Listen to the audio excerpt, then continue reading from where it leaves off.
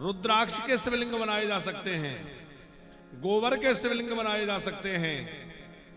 कुछ ना मिले तो अपनी हथेली पर ओम लिख दो और उसी को शिवलिंग का रूप मान करके पूजा कर लो, ऐसा भी विधान है। जैसे आप यात्रा में हैं, कहीं बाहर हैं, आपका विधान है शिवलिंग का पूजन करने का। अब कोई शिवलिंग की व्यवस्था नहीं जुट पा रही, आपके पास शिवलिंग नहीं है, हथेली में ओम लिख दिया और उस ओम का पूजन कर लिया तो शिवलिंग की पूजा हो गई। अथवा अपने अंगूठे को शिवलिंग मान करके अंगूठे की पूजा कर लो तो भी शिवलिंग का पूजन हो जाता है। आत्मलिंग, क्योंकि शंकर जी कहां नहीं है, भोले बाबा तो सब जगह है कि नहीं, तो आत्मलिंग। गुरुलिंग, गुरुलिंग क्या है, बोले अपने गुरुदेव भगवान का शिवलिंग समझ के पूजा कर दो। गुरु जो है वो साक्षात शिव स्वरूप है, तो गुरु की पूजा शिवलिंग समझ के कर दो। अब ऐसा मत करना, नहीं गुरु जी को जो है बढ़िया शहद वहद से नहला दो तो गुरु जी की जटाओं में शहद फंस जाए। हमें याद है नामदेव जी हमारे मध्य प्रदेश में विदिशा, तो विदिशा जिला के अंतर्गत एक गांव में एक यज्ञ हो रहा था और महात्मा जी यज्ञ करा रहे थे। बेचारे सीधे सरल महात्मा, बहुत ही सीधे सरल थे और उनकी विशाल जटाएं थी। अब वो पहले दिन पुष्पेंद्र जी वो जल यात्रा के लिए जाते हैं लोग, कलश यात्रा के लिए गए तो वहां नदी थी, गांव के किनारे नदी पर गए। गांव के लोग नदी पर गए तो जो आचार्य जी थे उन्होंने कहा कि पहले गुरु जी की पूजा करो, इनकी वजह से यज्ञ हो रहा है तो इनकी पूजा करना चाहिए, बढ़िया अच्छे से पूजा करो। अब वो तो ऐसा कह के इधर उधर लग गए व्यवस्था में, देख नहीं पाए कि कौन सी विधि से पूजा हो रही है। तब तक ग्रामीण लोग बेचारे बड़े श्रद्धालु, उन्होंने गुरु जी को बीच में बिठा लिया और कोई दूध चढ़ाए, फिर कोई शहद चढ़ाए, फिर कोई कुछ चढ़ाए और उनकी जटाओं में से 4-5 दिन तक वो शहद निकल नहीं पाई। मक्खी और आ जाए तो कपड़ा बांधना पड़े। तो ऐसी पूजा मत कर देना है। जस देवता तस चाहसी पूजा, जैसा देवता हो वैसी पूजा होनी चाहिए। तो गुरुदेव को भी शिव स्वरूप मान करके पूजा की जा सकती है। इसलिए गोस्वामी तुलसीदास जी ने रामचरितमानस के आरंभ में लिखा है, वंदे बोधमयम नित्यम गुरुम शंकर रूपणम। बोले गुरु रूप ही शिव जी हैं। ये बात शिव महापुराण में लिखी है और इन सबको पढ़ के लगता है कि गोस्वामी जी ने कितने पुराण पढ़े होंगे, कि अनेक पुराणों का निचोड़ रामचरितमानस में है। अच्छा एक बात ध्यान दीजिएगा यहां कि गुरु जो है वो साक्षात भगवान शंकर हैं, लेकिन गुरु जी के चरणों में बिलपत्र नहीं चढ़ाना चाहिए। गुरु साक्षात नारायण रूप हैं, लेकिन नारायण रूप होते हुए भी गुरु जी के चरणों में कभी तुलसी नहीं चढ़ाना चाहिए। ये बहुत ध्यान रखने की बात है। हाँ, गुरु जी को आप माला बना करके तुलसी की पहना सकते हैं, बिलपत्र की माला बना के पहना सकते हैं, पुष्पों की तो पहनाते ही हैं, बिलपत्र तुलसी की माला भी आप धारण करा सकते हैं। पर चरणों की पूजा करते समय, पादुका पूजन करते समय गुरुदेव के चरण पादुका पर, चरणों पर तुलसी अथवा बिलपत्र नहीं चढ़ाना चाहिए। ये भी शास्त्र का नियम है। तो अन्न से शिवलिंग बनाया जा सकता है, गुरु लिंग का, आत्मलिंग का पूजन किया जा सकता है। अनेक अनेक प्रकार के शिवलिंगों की चर्चा करी गई है और बाद में कहा कि कुछ ना मिले तो मिट्टी का शिवलिंग बना लो। सब शिवलिंगों से अधिक महिमा है मिट्टी के शिवलिंग की और सबसे सरल है।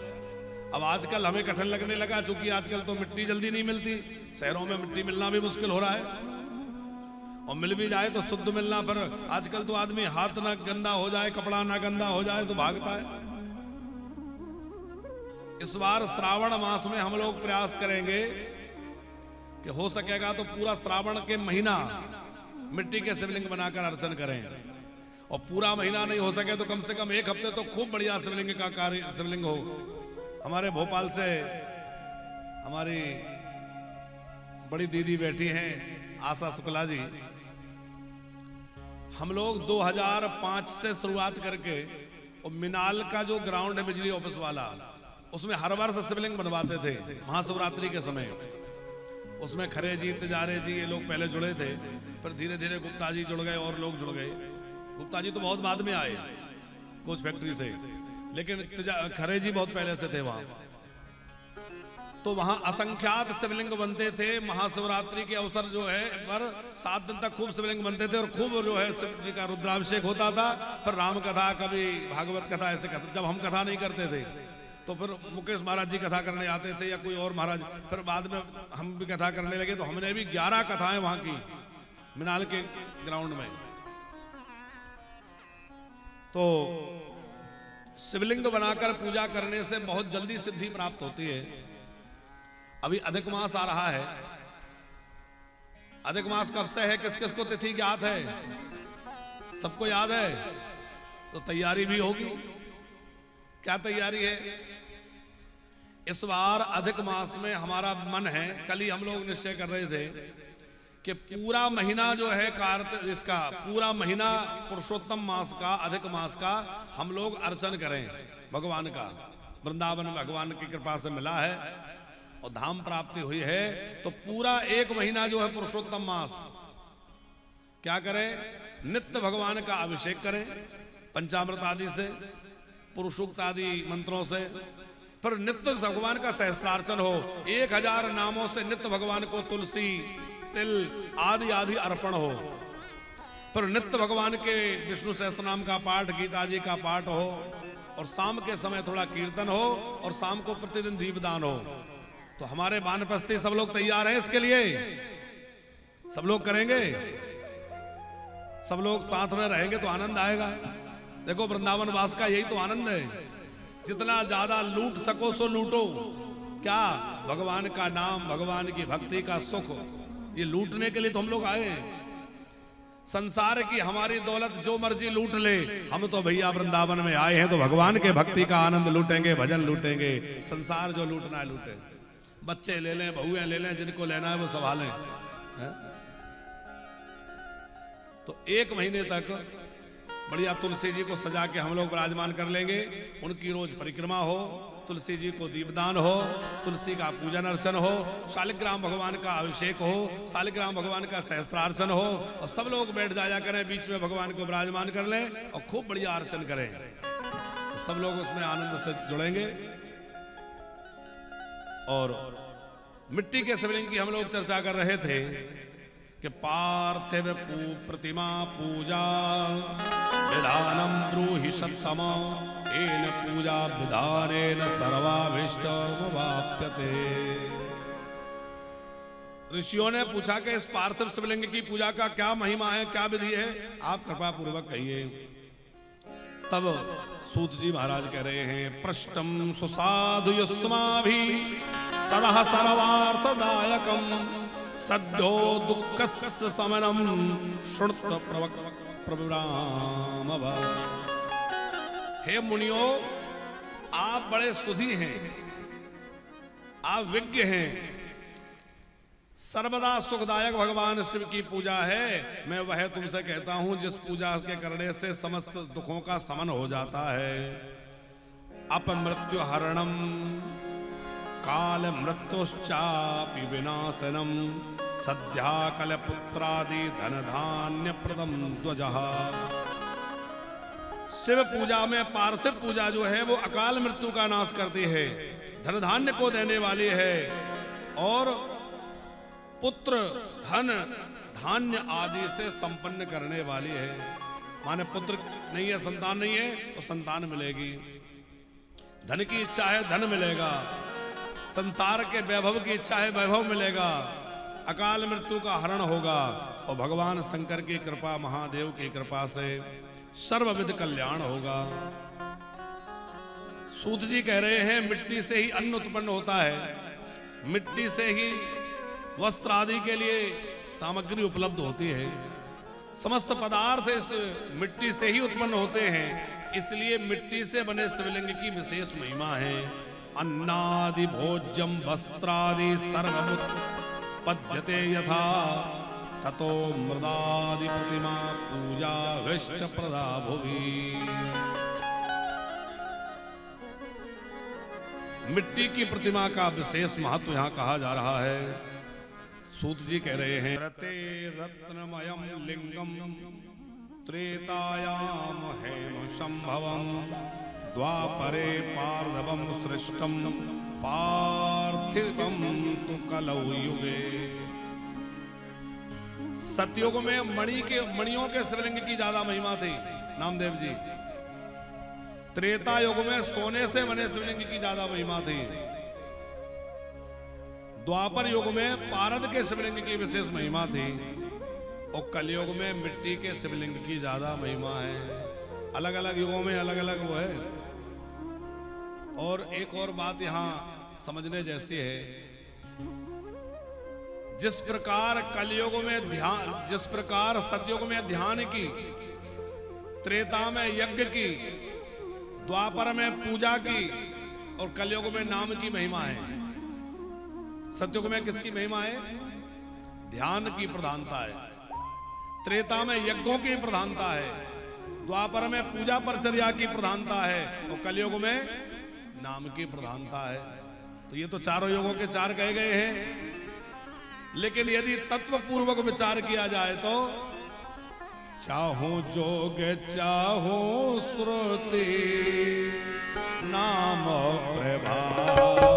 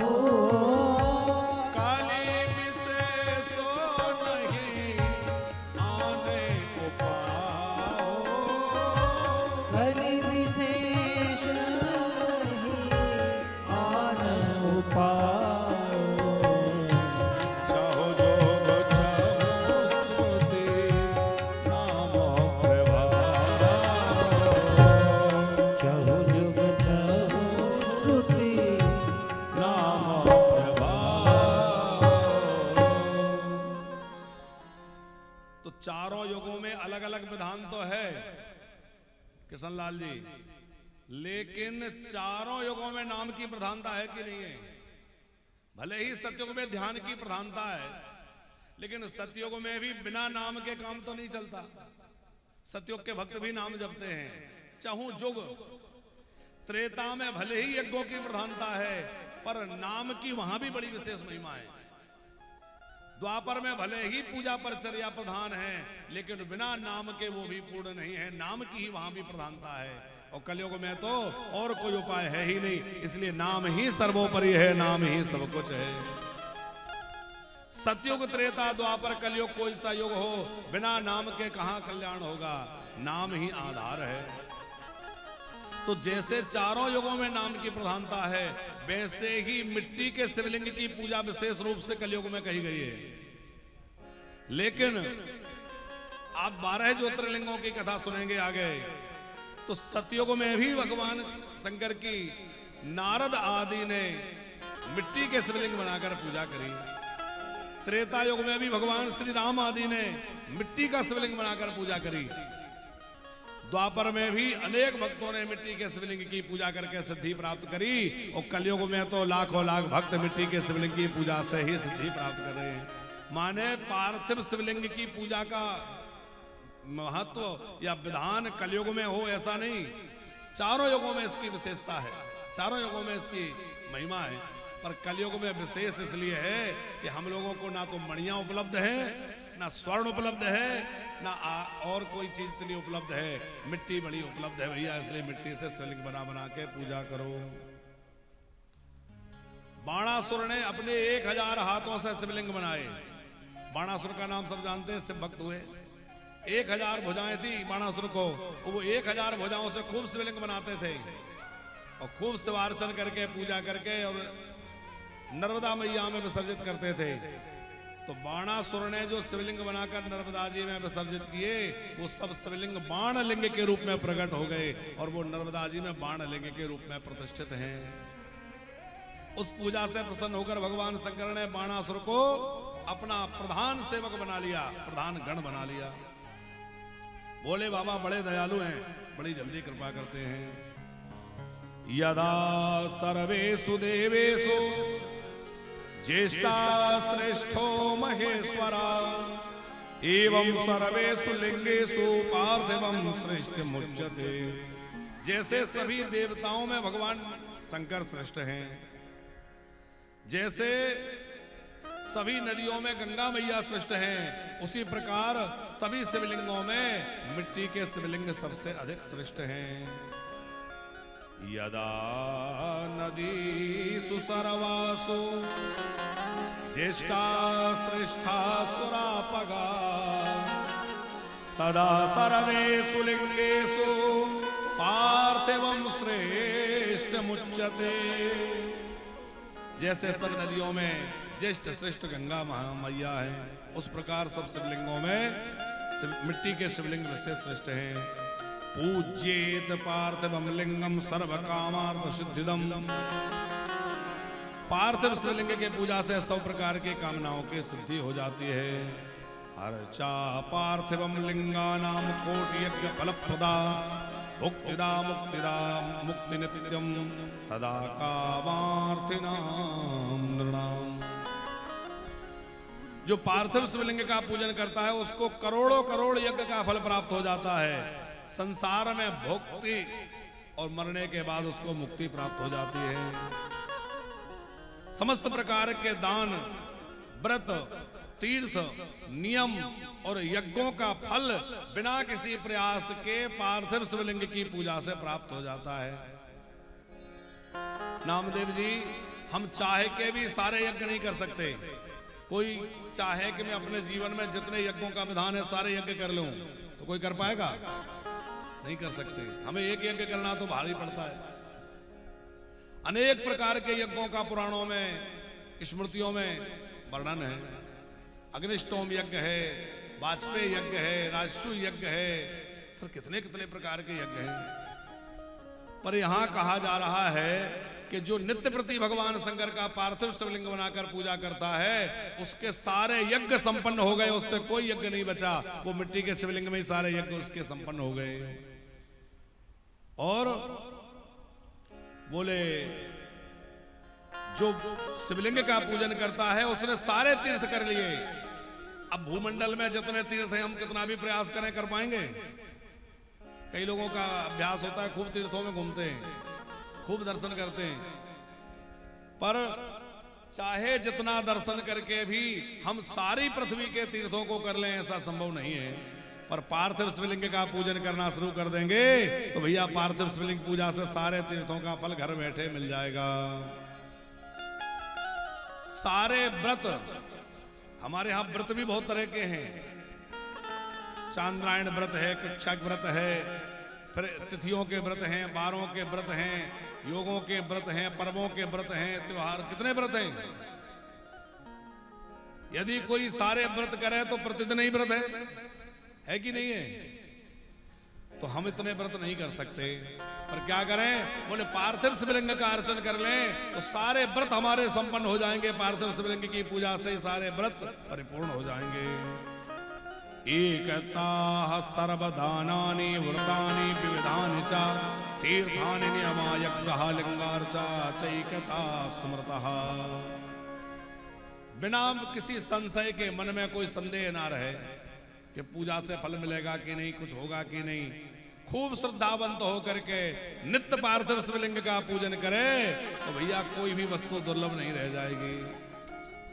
बड़े से बड़ी कामना पार्थिव शिवलिंग की पूजा से पूर्ण हो जाती है। अब पार्थिव शिवलिंग बनाने के लिए मिट्टी कहां से लाएं? तो उसके लिए कहा गया है कि किसी नदी से मिट्टी लाना चाहिए। पवित्र नदी हो, उस पवित्र नदी के तट से पहले कुछ मिट्टी हटा दें, नीचे से शुद्ध मिट्टी का ग्रहण करना चाहिए। नदी ना हो तो तालाब के तट की मिट्टी लें, अथवा कुएं की मिट्टी लें, किसी जलाशय की मिट्टी लें, और मिट्टी जो लें वो बड़ी शुद्ध होना चाहिए। फिर जहां से मिट्टी लेना है वहां ऊपर कम से कम हाथ भर की मिट्टी हटा देना चाहिए, अशुद्धि का उसमें अंश हो सकता है। आप मिट्टी निकाल रहे हैं शिवलिंग बनाने के लिए, मिट्टी खनन करते समय हड्डी निकल आए तो फिर उस स्थान से मिट्टी नहीं लेना चाहिए। पन्नी निकल आए, प्लास्टिक निकल आए, बाल निकल आए, कांच निकल आए, तो ऐसे स्थान से मिट्टी नहीं लेना चाहिए, वहां अशुद्धि होने की संभावना है। फिर जब मिट्टी घर लेकर आए तो क्या करें? उस मिट्टी को सबसे पहले गंगा जल से प्रोक्षित करें। गंगा जल से प्रोक्षित करने के बाद नमः शिवाय इस पंचाक्षर मंत्र से उसमें थोड़ा दूध डालें। नमः शिवाय इस पंचाक्षर मंत्र से थोड़ा घृत डालें, शहद डालें, थोड़ा गंगाजल डालें, और उसके बाद शिवलिंग का गठन करें। बढ़िया मिट्टी को सान लें, उसमें कंकड़ नहीं होना चाहिए, पत्थर नहीं होना चाहिए।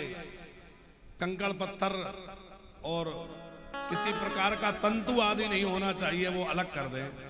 फिर बढ़िया उसको गठन करें। ध्यान देने की बात यह है कि शिवलिंग बनाते समय शिवलिंग और जिलहरी अलग अलग नहीं बनानी चाहिए। प्रायः लोग शिवलिंग बनाने में क्या करते हैं, पहले जिलहरी बना के रख देते हैं, फिर शिवलिंग बना के ऊपर से रख देते हैं।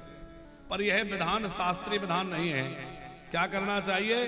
बोले एक ही साथ जो है शिवलिंग और जिलहरी एक साथ बनानी चाहिए, अलग अलग नहीं होना चाहिए। अच्छे शिवलिंग वही माने जाते हैं जो जुड़े हों।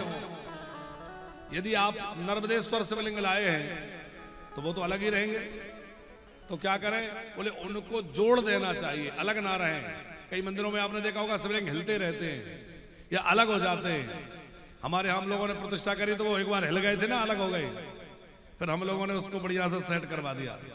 तो शिवलिंग जो है वो यदि अलग से भी रखे गए हैं नर्मदेश्वर आदि, तो जिलहरी के साथ उनको ठीक तरीके से जो है प्रतिष्ठित कर देना चाहिए, चिपका देना चाहिए, अलग ना रहे। पार्वती का स्वरूप जिलहरी है और शिव जी का स्वरूप शिवलिंग है। शिवलिंग अकेला नहीं बनाना चाहिए। मिट्टी के शिवलिंग बनाएं तो अकेले शिवलिंग ना बनाएं, उनके गण साथ में जरूर बनाएं। नंदी जी बनाएं, शिव गण बनाएं, गणेश जी पार्वती जी बनाएं। आप कहें महाराज जी पार्वती जी गणेश जी बनाने में तो बहुत देर लगेगी, गणेश जी की सूंड बनाओ, पार्वती जी के हाथ बनाओ, तो कठिन काम है। तो उसकी विधि ये है कि आप बिना ज्यादा हाथ पैर वाले सीधे सीधे बना लो, थोड़ा थोड़ा उनमें बस कल्पना कर दो। इतना भी ना हो सके तो छोटी छोटी मिट्टी की गोलियां बनाओ और छोटी छोटी मिट्टी की गोलियां बना के उसी शिवलिंग पर चिपका दो। 11 गोलियां बना के छोटी छोटी और शिवलिंग पर चिपका दो, तो वो शिव जी का पूरा परिवार हो गया। कार्तिकेय जी, गणेश जी, नंदी जी, वीरभद्र जी, कुबेर जी, ये सब भगवान शंकर के गण, नंदी जी, भृंगी जी, श्रृंगी जी, सब हो गए। उन सब का अलग अलग पूजन करो। फिर नाग देवता भगवान शंकर के साथ होना चाहिए, तो नाग भी बनाना चाहिए। साथ में रुद्र, जो रुद्री बनती है, रुद्री समझते हैं आप लोग? छोटे छोटे शिवलिंग बना के चिपका देते हैं हम लोग, रुद्री बनती है ना, किशनलाल जी याद है? छोटे छोटे छोटे छोटे शिवलिंग बना करके ऐसे रख देते हैं खूब सारे। वो रुद्री जरूर बनाना चाहिए। ज्यादा ना हो तो 11 रुद्रियां जरूर बनाए। शिवलिंग बनाया और चारों तरफ जैसे गोल गोल उनके 11 रुद्रियां लगा दी और 11 छोटे छोटी बिंदी बना के शंकर जी पे चिपका दी, तो वो पूरा परिवार सांगो पांग हो गया। फिर जो है शिवलिंग का जब गठन हो जाए नमः शिवाय बोलते हुए, तो उसमें विधि पूर्वक भगवान शंकर की प्रतिष्ठा करे, आवाहन करे, आसन प्रदान करे, फिर उनके चरण धुलाए, फिर उनके हाथ धुलाए, फिर उनके पैर धुलाए और फिर उनको बढ़िया गंगा जल से, शुद्ध जल से, दूध दही घृत शर्करा आदि से स्नान कराए।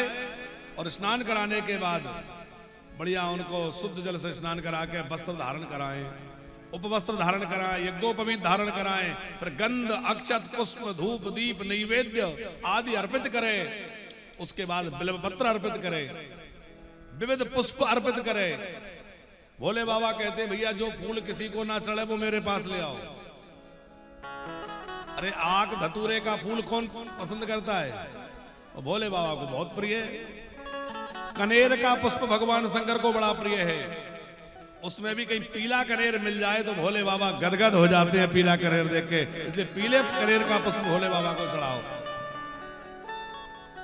भोले बाबा को गुलाब का पुष्प कमल का पुष्प भी खूब प्रिय है, वो चढ़ाओ। प्राय एक सामान्य बात आपको पुष्पों के विषय में बता दें कि भगवान विष्णु को बिना सुगंध वाले पुष्प नहीं चढ़ाना चाहिए। जिन पुष्पों में सुगंध नहीं आती है वो विष्णु भगवान को नहीं चढ़ते। लेकिन भोले बाबा जो है उनको सब पुष्प चढ़ते। केतकी का पुष्प नहीं चढ़ाना है, बाकी सब चढ़ जाते हैं। केतकी क्या होता है? बहुत लोग केतकी जानते होंगे, कुछ लोग नहीं भी जानते। कितने लोग जानते हैं क्या होता है? केला होता है ना, केला, केले का ही दूसरा रूप है केली। केली गांव में बोलते हैं। उसमें लाल पीला फूल निकलता है, उसमें छिटके छिटके होते हैं, उसको केतकी बोलते हैं। केवड़ा अलग होता है, केतकी अलग होता है। केवड़ा अलग है। तो केतकी का पुष्प भगवान शंकर को नहीं चढ़ता। भोले बाबा को समी पत्र बहुत प्रिय है। समी चढ़ाने से भोले बाबा खूब प्रसन्न होते हैं। गणेश जी को भी समी बहुत प्रिय है। गणेश जी को तो समी इतनी प्रिय है कि यदि समी ना मिले तो गणेश जी के सामने समी का नाम भी ले दो तो भी वो गणेश जी बड़े प्रसन्न हो जाते हैं। समी समी समी 3 बार कह दो। भोले बाबा को बिल्वपत्र इतना प्रिय है कि यदि आपको साबुत बिल्वपत्र ना मिले तो आप खंडित बिल्वपत्र भी चढ़ा सकते हैं। 3 पत्र का उपलब्ध ना हो तो 2 पत्ते अथवा 1 पत्ते का भी चढ़ सकता है। भोले बाबा को बड़ा प्रिय है। फिर बासा बिल्वपत्र भी चढ़ाया जा सकता है। 14 दिनों तक बिल्वपत्र बासा नहीं होता।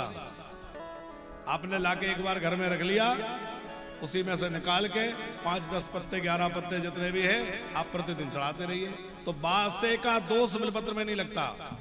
पुष्प बासा नहीं चढ़ाया जा सकता। आपके घर में आपने पुष्प ला के रख लिया तो अगले दिन नहीं चढ़ सकता। आजकल कई लोग क्या करते हैं, पुष्प जल्दी मिलता नहीं तो ज्यादा ला के फ्रिज में रख लिया और उसी में से थोड़ा निकाल के चढ़ा दिया, उसमें बासे का दोष हो जाता है, वो ग्राह्य नहीं है। तो पुष्प जो है, अब आप कहेंगे वो माली के घर तो 3-3 दिन रखे रहते हैं।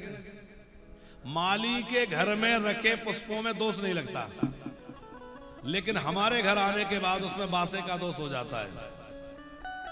चुरा के पुष्प नहीं चढ़ाना चाहिए, वो किसी देवता को पसंद नहीं है।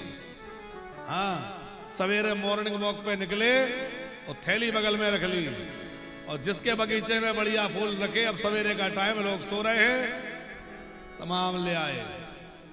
ये चोरी का फूल भगवान को प्रिय नहीं है, चोरी से नहीं चढ़ाना। भोले बाबा को चंपा का पुष्प नहीं चढ़ाना चाहिए, चंपा के पुष्प का भी निषेध है भोले बाबा को। लाल फूल जो गुड़हल का होता है वो शंकर जी को ना चढ़ा करके जिलहरी पर, शिवलिंग के ऊपर ना चढ़ा करके जिलहरी पर पार्वती जी को चढ़ाना चाहिए। कनेर का पुष्प चढ़ाइए, धतूरे का पुष्प, आक का पुष्प, गुलाब का पुष्प, ये भगवान शंकर को चढ़ाइए। गणेश जी को कभी तुलसी नहीं चढ़ती, ध्यान दीजिएगा। गणेश जी को तुलसी नहीं चढ़ाई जाती। भगवती जगदम्बा को, दुर्गा जी को दूर्वा नहीं चढ़ती। गौरी गणेश की पूजा कर रहे हैं तो केवल गौरी जी को दूर्वा चढ़ेगी, गणेश जी वो गणेश जी को दूर्वा चढ़ेगी, गौरी जी को दूर्वा नहीं चढ़ेगी। गौरी जी को, देवी जी को दूर्वा नहीं चढ़ती। सूर्य नारायण भगवान को बिल्वपत्र नहीं चढ़ती। जैसे नवग्रह का पूजन कर रहे हैं तो नवग्रह पे बिल्वपत्र चढ़ाएंगे तो सूर्य नारायण को बचा के, सूर्य नारायण को बिल्वपत्र नहीं चढ़ता। गणेश जी को दूर्वा विशेष प्रिय है। भगवान नारायण को तुलसी प्रिय है, भगवती जगदम्बा को लाल पुष्प विशेष प्रिय है। ये सबके अलग अलग हैं। अब जो है, अब आज कथा तो बहुत आगे तक जानी है, पर ये सब विषय याद आ गए तो हमने कहा चलो ये सब भी आप लोगों को बताना आवश्यक है, ताकि हम लोग अपनी पूजा में सावधानी रखें।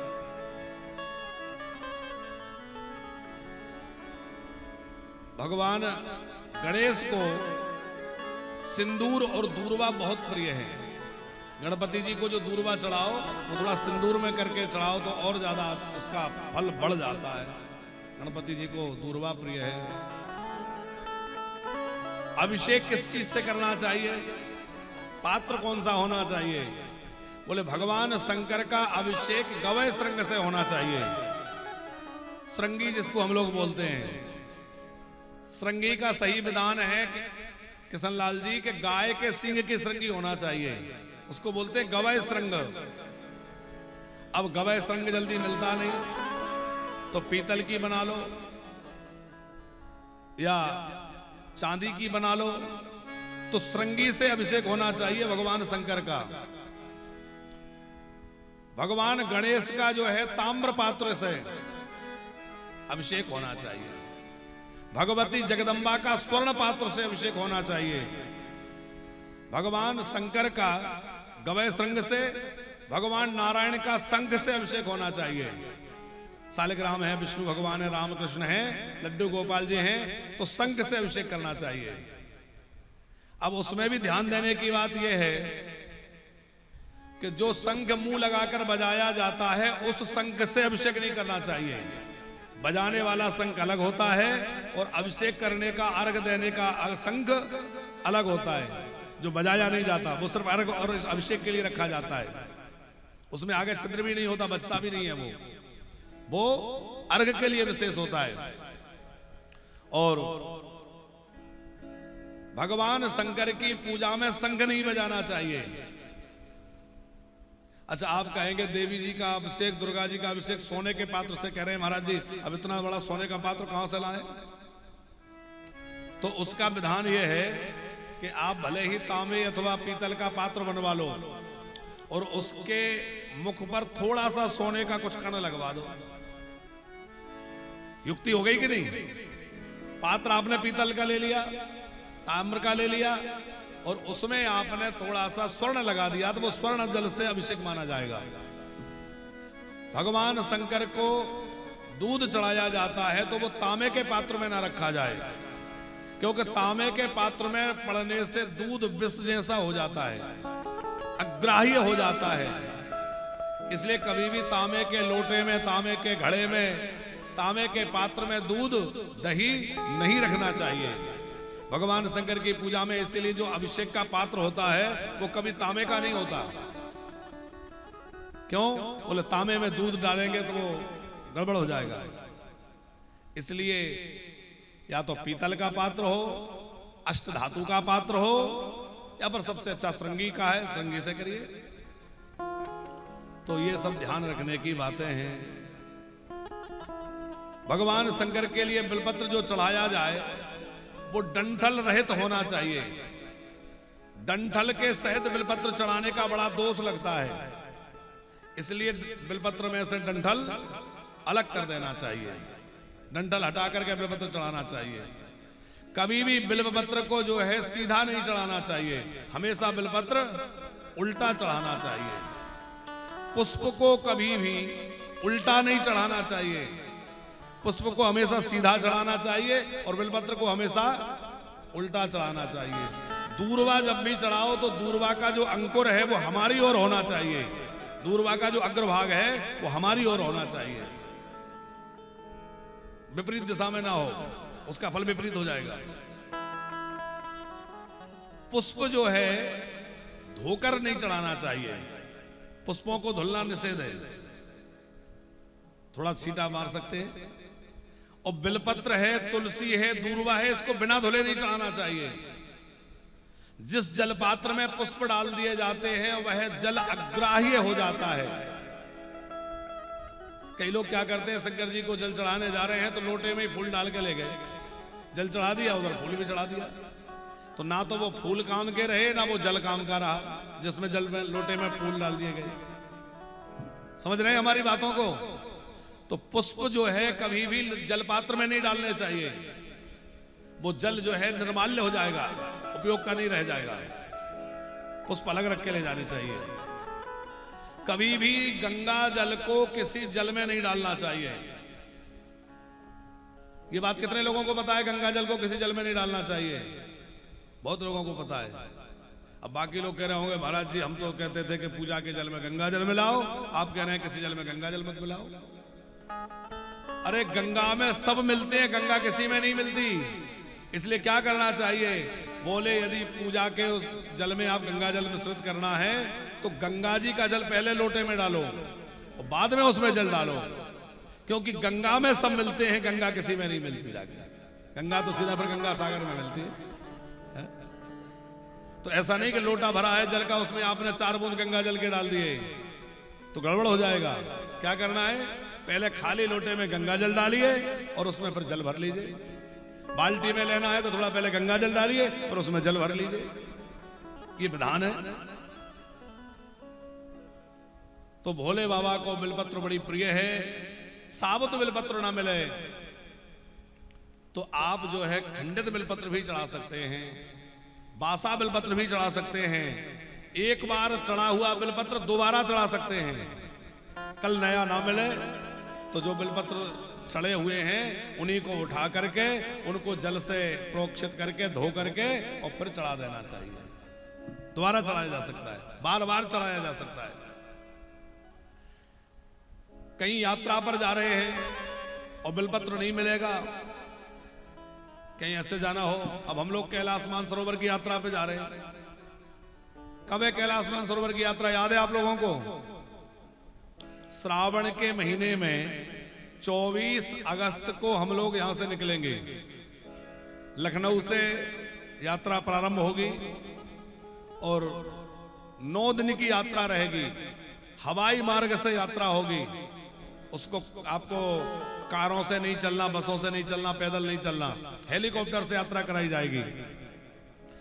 हम लोग श्रावण के महीने में श्रावण की पूर्णिमा को कैलाश मानसरोवर पर होंगे और 3 दिनों तक श्रावण के प्रदोष, चतुर्दशी और पूर्णिमा 3 दिनों तक जो है कैलाश की झील पर बैठ के कथा सुनेंगे। सब कथा वहां होगी 3 दिन तक। और 3 दिन वहां कथा सुन करके जो लोग कैलाश की परिक्रमा करना चाहेंगे वहां परिक्रमा करेंगे, जो लोग कथा सुनना चाहेंगे कथा सुनेंगे और वहां को दर्शन पूजन करके हवाई यात्रा करते हुए हेलीकॉप्टर से वापस आएंगे। फिर जिन लोगों की इच्छा होगी उनको नेपाल में मुक्तिनाथ दर्शन कराया जाएगा। मुक्तिनाथ भी कर सकते हैं, नेपाल के दर्शन और जो है वहां कर सकते हैं, पशुपतिनाथ आदि। तो वो यात्रा 24 अगस्त से 1 सितंबर तक रहेगी। जो लोग भी उस यात्रा में चलना चाहें वो भी चल सकते हैं। अब वहां भगवान शंकर को बिलपत्र चढ़ाना है। वैसे तो जो पूजा की सामग्री है, बिलपत्र है, पुष्प है, जल है और पूजा की जो विशेष सामग्री है वो पूजा की किट बना करके सब यात्रियों को वहां दी जाएगी, क्योंकि यहां से ले जाना बहुत मुश्किल है। सबसे बड़ी समस्या यह है कि इतना वजन लेकर के वहां चढ़ना जाना, भले ही पैदल नहीं चलना पर फिर भी मुश्किल काम है। हेलीकॉप्टर में भी सीमित सामग्री ले जाने की अनुमति होती है, ज्यादा सामग्री नहीं ले जा सकते। हाँ हाँ वहां मिल जाता है, ले जाना पड़ता है ना। तो हम लोग जिस टूर कंपनी के द्वारा टूर कर रहे हैं उन्होंने वहां व्यवस्था करी है कि सब यात्रियों को वो पूजा की सामग्री की किट देंगे, जिसमें बिलपत्र होगा, गंगाजल होगा, पूजा की सामग्री होगी, दीपक की सामग्री, वो सब व्यवस्था वहां मिलेगी। 3 दिन कथा सुनेंगे हम लोग वहां। तो हम आपसे निवेदन कर रहे थे कि किसी यात्रा में आप बिलपत्र साथ ना रख पाए या वहां ना मिले तो बिलपत्र को सुखा के उसका चूर्ण बना लें। कई लोग करते हैं, बिलपत्र को सुखा लिया और सुखा के बिलपत्र को उसका चूरा बना लिया और चूरा बना करके वो चूरा भगवान शंकर को चढ़ा देते हैं, तो चूरा से भी भगवान शंकर प्रसन्न हो जाते हैं। बिलपत्र में लक्ष्मी जी का निवास है, इसलिए बिल्व मूल में शिव का पूजन करने से लक्ष्मी की कृपा खूब होती है। जिन लोगों को चाहिए कि घर में लक्ष्मी जी की कृपा खूब हो, व्यापार वृद्धि हो, धन वृद्धि हो, तो वो बेलपत्र के बेल वृक्ष के मूल में शंकर जी का पूजन करें। जो बिल्व वृक्ष के मूल में दीप प्रज्वलित करता है उसको धन प्राप्त होता है। जो बिल्व वृक्ष में जल चढ़ा करके उसकी परिक्रमा करता है उसके अनेक जन्मों के पाप नष्ट हो जाते हैं, अशुभ नष्ट हो जाते हैं। बिल्व वृक्ष साक्षात शिव का स्वरूप है। उस बिल्व का पूजन भी विशेष महत्वपूर्ण माना गया है। बिल्व वृक्ष के नीचे बैठ करके कोई जप किया जाए, हवन किया जाए तो उसकी सिद्धि बहुत जल्दी होती है, उसका अनंत गुना अधिक फल माना गया है। बिल्व पत्र की बड़ी विशेष महिमा शिव महापुराण में है।